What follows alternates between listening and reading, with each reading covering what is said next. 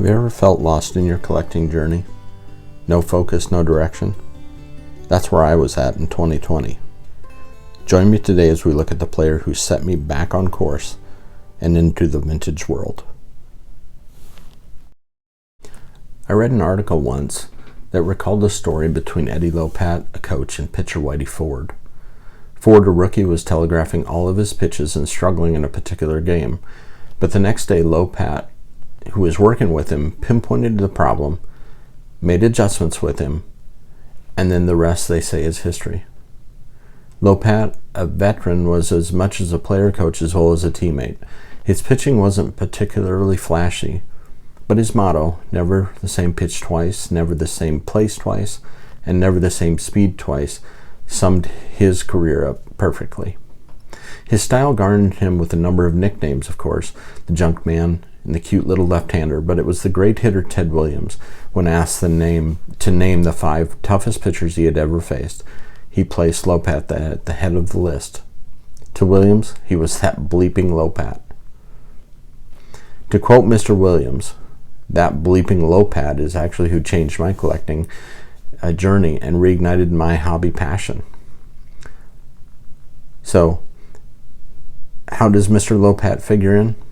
Well, I gravitated towards him because there was just something about him, about his story and how he took a young Whitey Ford and refocused him to become the greatest pitcher that he was.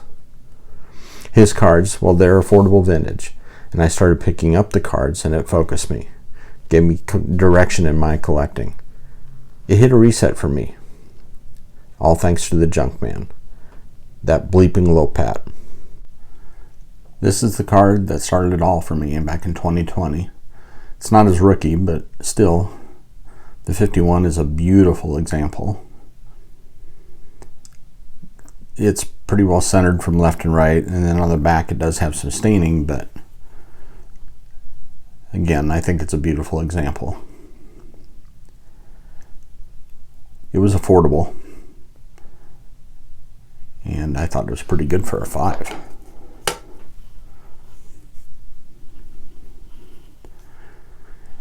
Next we have the Topps Blueback, and he really did start a revival because this card and the next 2 I bought within 4 weeks of each other. Why is that? I don't know, but I was excited. I mean, that's, the passion you get when you're excited about picking up cards and you're really going down this rabbit hole. And for me, this is what I really wanted to do. I wanted to get into his cards. On the 52 Bowman, just look at the color on this. Again, it's really well centered. It's down slightly from the top, but still. The back looks really good too. This gorgeous green color.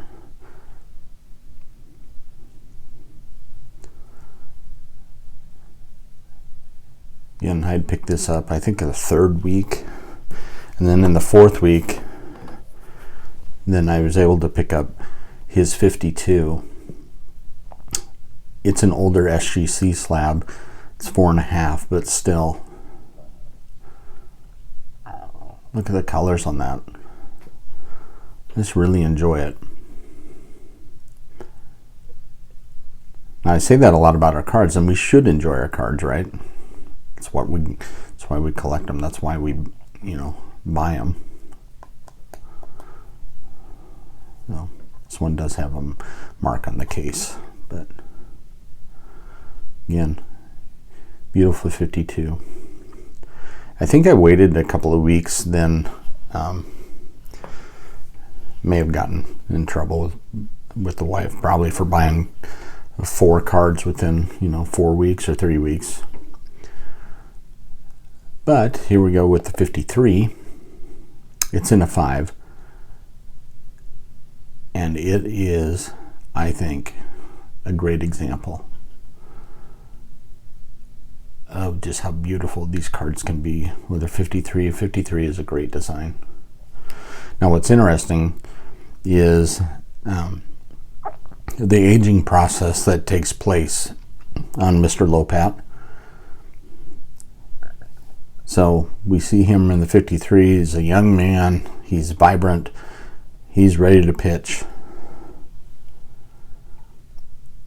And then reality is going to set in here on the 54 when I get that here. On his 54, he just looks like a crotchety old coach. And of course, he was winding down his career at this point as far as a player. But look at this card, it's a 6. The back is gorgeous. No chipping.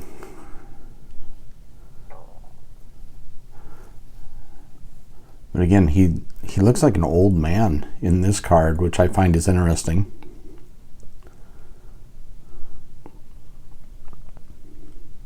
But this one is a 6. It is off-centered just slightly. But then, put that back in there now, thanks to Topps anti-aging process. On his 55, he's back to being a young man again. Now this is also a 6, and it's one of my favorites of his that I have. The back is well centered too. It's off slightly, but still. For a 55 in a 6, I'll take this all day long every day. Again, it's one of my favorites of his. I just find it interesting and funny how young he looks there and how the 54 is the reality of where he was at in his career. And we're going to move these around so I can make room for the last card that I'm going to show. This last card is the 47 to 66 exhibits. And it's a recent pickup. And it's really thanks to Scott with Stukes Baseball and Curiosities, because if you watch his videos, you know he's certainly a fan of the exhibits cards, and it's really turned me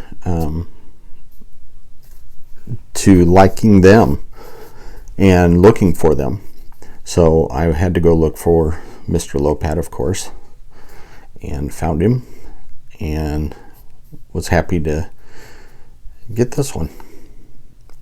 Now I would be remiss if I also didn't mention Adam with Vintage Sanctuary, because we all know Adam is also a Ed Lopat fan, and so with that, again, I would be remiss if I didn't mention him. And I was, when Adam did his video about a year ago, of course, I was happy to find out that he was also an Ed Lopat fan. So there it is. There's my collection. It's what started my revival back into vintage and really hyper focused on vintage cards. Thanks for watching.